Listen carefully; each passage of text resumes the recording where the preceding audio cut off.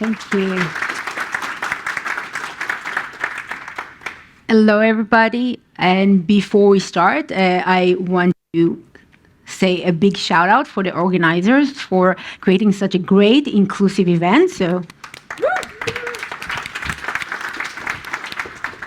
thank you. And it's great also to see everybody here face to face, which means that I can also see your interactions. So to warm up, let's start with an easy question. Who here is developing a product? Raise your hand. Not a lot. Let's try again. Who here is involved in product development in any sort of role? Providing some sort of a service to some sort of a customer. Okay. Who here care about their customers? Okay, great. Great to see that everybody do care about their customers, because today's focus will be keeping our customers happy by maintaining reliable systems, and more specifically, how can customer impact be minimized by incident management and postmortems. So as Lee introduced me, thank you. I'm Ayelet Sachto. I'm an SRE in GKE, leading sustainable operation in GKE organization, reducing the cost of operation as our fleet is increasing without compromising our reliability and the customer experience. Formerly, I was a strategic cloud engineer and co-leading PSO SRE practice in EMEA. Incident management is not something that's new to me, as I've been living and bleeding production for almost 2 decades now. And today I will share a few things that could have made the life of an SRE or an on-caller a bit better, because I know that it would make mine. So a short PSA, if you want to get the materials that I'll be presenting, including the book, The Autonomy of an Incident, please at the end submit your feedback and feel free to connect with me in Twitter or LinkedIn. So, what is an incident? Oh, come on, we started easy. Nobody knows what is an incident. We established that everybody cares about the customers, but nobody has incidents. Something that happens that affects the service and customers. Something that affects our service or customer. Everything that is affecting our service or customers? Something negative? Surprise. Error, surprise? Service degradation. Sorry? Service degradation. Service degradation? Disruption? So incidents are usually issues that are escalated because they are too big for us to handle by ourselves, which required immediate and organized response. Because when it's come to scale an incident, it's all about communication. And it's important to remember that not all pages become incidents, but more on that shortly. Incidents mean loss in revenue, customers, data, and more, which all comes down to the impact on our customers, our users. We want to avoid having too many or too severe, because again, we want to keep our customers happy, because otherwise they will leave us. We call that measurement of a customer experience a service level indicator, SLI. Who knows what SLI is? What SLI is? Okay, someone want to volunteer and say what is an SLI? Metric. It's a metric. A metric that looks at the customer's experience with, like, how their interaction is with our service. Customer interaction. Okay, so SLI tells you at any moment in time how well service are doing. Is it doing acceptably or not? Does someone knows what is an SLO? Objective. Objective. Objective for what? The SLI. So our reliability target for that SLI, service level objective, our SLO, aggregate that over time. It says over this window of time, this is my target and how well am I doing against it. Most of you probably familiar with SLAs, service level agreement, defines what you are willing to do. For example, provide a money refund if you are failing to meet your objectives. to achieve that, we need our SLOs, our objective, our targets, to be tighter than our SLAs. Sorry. Our scope to examine and measure our user happiness is user journeys. And our users are using our service to achieve a set of goals, and the most important ones called critical user journeys. So how can we minimize the impact on our users, the impact of the incident? We know that failures will happen, but how can we make them hurt less? How can we reduce that impact? To answer these questions, let's look at a production lifecycle, the time that we are not reliable and our customers are not happy. That time includes the time to detect, the time to repair, and the time between failures. So to reduce the impact, we need to tackle each one of them. To reduce the time to detect, reduce the time to repair, and increase the time between failures, which means to reduce the frequency of incidents.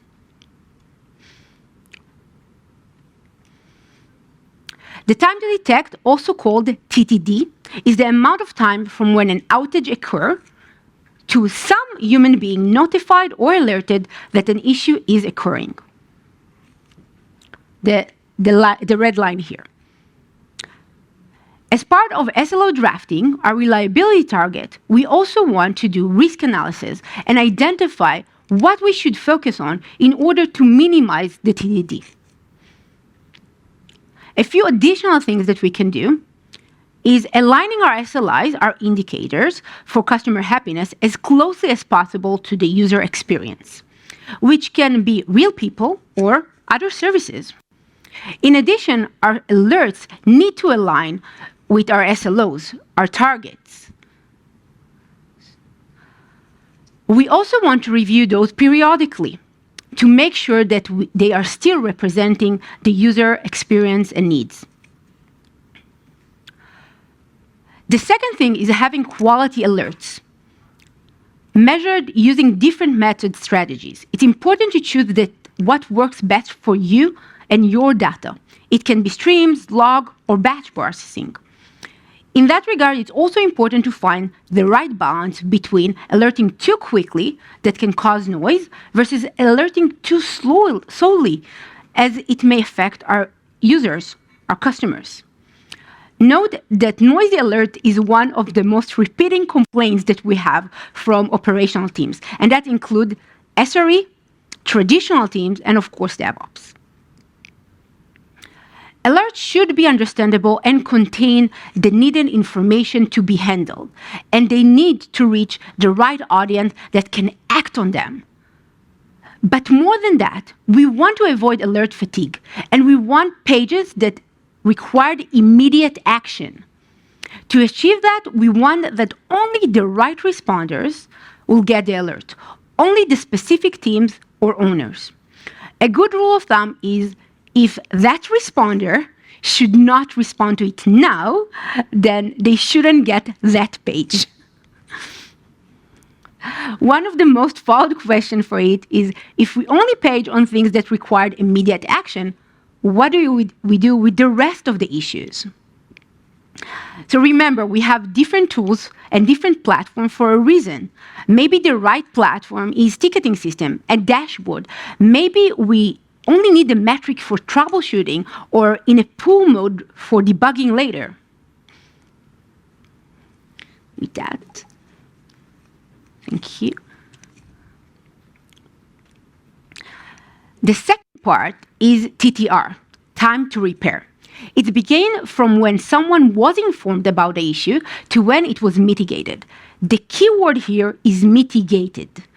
This doesn't mean the time it took us to submit code to fix the problem. It's the time it took to the responder to mitigate the customer impact, for example, by shifting traffic to another region. Reducing the time to repair is mostly about the human side that I mentioned. We want to train the responders, have clear procedures and playbooks, and of course, reduce the stress around on-call. Unprepared on-callers lead to longer repair time. So we want to have on-call training like disaster recovery training, pair on-call or shadowing or running the wheel of misfortune. Who here is familiar or running internally the wheel of misfortune? Okay, a few people. Can someone want to share maybe what it is? It's a unfortunate incident laid out virtually, usually to introduce the new team members to what being on like. So you can simulate either verbally or ideally a realistic live using the same tooling incident. Basically the team helps them debug the problem, but ultimately the person doing the exercises are trying to practice these skills before the incident actually happens. Thank you.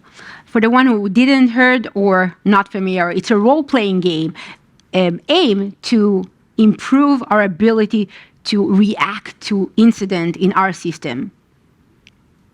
And again, reducing that stress around on-call, and most importantly, the ambiguity and clear the needed action that you need to take as a responder. For this purpose, let's briefly introduce how we can manage incidents. Incident management at Google protocol, IMAG, is a flexible framework based on the Incident Command System, ICS, used by firefighters and medics. IMAG teaches you how to organize an emergency response by establishing a hierarchical structure with clear roles, tasks, and communication channels. It established a standard, consistent way to handle emergencies and organize an effective response. By using such protocol, we reduce the ambiguity, make it clearer that it's team effort, and reduce the time to repair, and by that, minimize the impact on our customers. You should also prioritize and set time for documentation, create playbooks and policies that capture procedures and escalation paths. Playbooks does not have to be robust at first. We want to start simple and iterate, which provide a clear starting point for our teams. A good rule of thumb is Google's see it, fix it approach, which letting new team members update those as part of their own onboarding.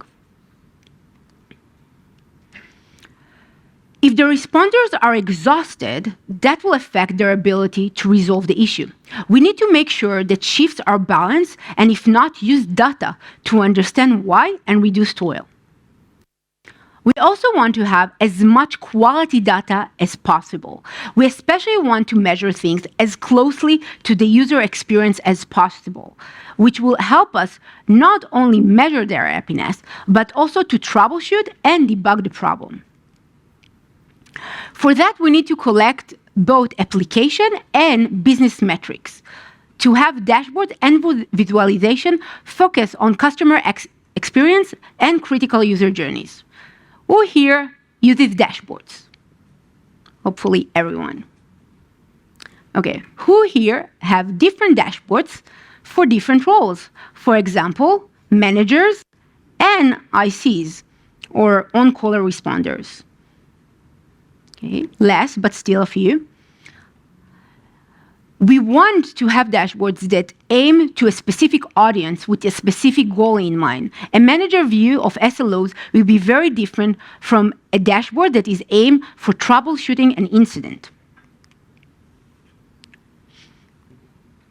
The third part is time between failures. Who can guess what it is? Nobody?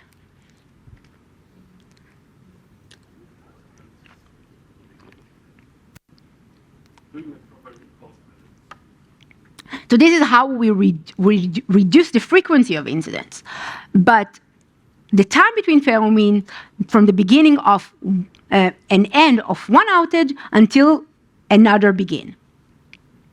Other than architectural refactoring and addressing the failing point that come out from risk analysis and postmortems and process improvement that we already mentioned, can you think about other things that we can do in order to reduce the frequency of incidents? Deploying code? Sorry? Stop deploying code? That's excellent. Because in Google, we found that around 70% of incidents are caused by deploying code. So let's stop innovation. Excellent. Another thing, Turn everything off. turning everything off, very much aligned, yes, or not having customers as well. Oh, yeah, that's good too. That's good too. Turn away the customers. Okay. If it wasn't clear, that was a joke. We still need customers. We still need to keep our systems up. So other things that we can actually do, we want to avoid global changes and also adopt advanced deployment strategies, considering progressive and canary over the course of hours, days, or weeks. This will allow us to reduce the risk and to identify the issue before all of our users are affected and reduce the blast radius. Those can be integrated into continuous integration and delivery pipelines, having automated testing and gradually rollouts and automatic rollbacks. CI/CD save us engineering time and reduce customer impact. It allows us to deploy with confidence. Another not surprising point is having robust architectures, having redundancy, no single point of failures, and implement, as someone already mentioned, graceful degradation methods. We also want to adopt DevOps practices that foster a culture of quality, create an integrated process of code review and robust testing. Remember, it's all about resilience. So in addition to training our responders and running disaster recovery exercise, we also want to practice chaos engineering, finding issues before they find you, by introducing fault injection and automatic disaster recovery testing. Lastly, we want to learn from those failures and make tomorrow better. Our tool for that is postmortems. Postmortems are a recorded way of an incident, and those should capture the action needed. In Google, we found that establishing a culture of blameless postmortem results in more reliable systems, and it's critical for creating and maintaining a successful SRE organization. For that, it's important to assume good intention and focus on fixing the system and processes that allow the incident to happen and not the people. Implementing postmortem starts with educating the teams about blamelessness, running postmortem exercises, and crafting the policy, so that we will learn from incidents and will effectively plan work to prevent it from happening again. So we touch on many things that we can do in order to reduce that impact, both from technical and people aspect. But how do we know what to prioritize, what we should focus on?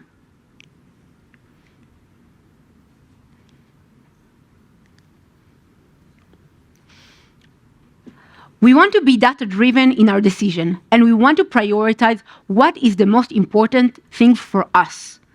That data can be a result from the risk analysis, from the measurements that I mentioned before, but we also want to use the data that we collected from postmortems.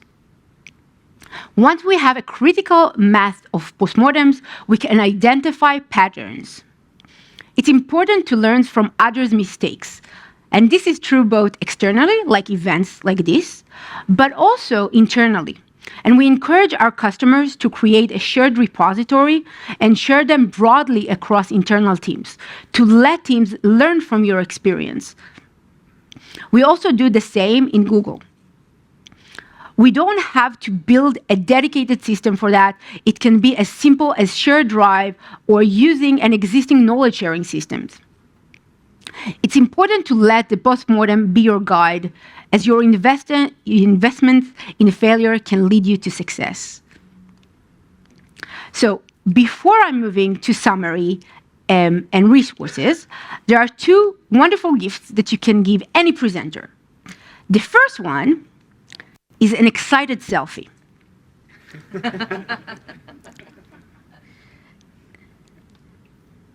Now, let's try. And If you feel comfortable for the people on the side and you want to scooch a bit, that will be great. But let's try my selfie skills. Okay. 1, 2, yay! Very disappointing. Very, very disappointing. Come on, guys. Okay. It's on your time for Q&A, right? Okay. 1, 2, excited. 1, 2, yay! Okay. Thank you for that. And because we are all about data, I will kindly ask you to go to bit.ly Ayelet feedback. And if you would also share your email, I will forward you today materials and the slide that I will share after. So let's take a minute.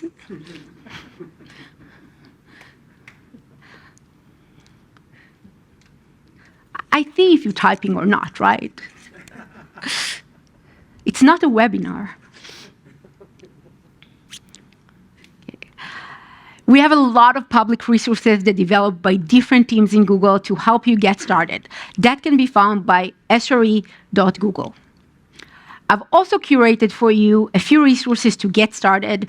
The resources in the first link are broken down by resource type and level, including my recently orally published book, Autonomy of an Incident, that expands on the topic that we touched on today, and also on designing reliable system. And my article, Are Your SLOs Realistic, which touch on the risk analysis process that I mentioned. And with that, I would like to thank you for listening. I was Ayelet Sachto, and you are more than welcome to connect online. I'm sharing resources all the time, and thank you for listening.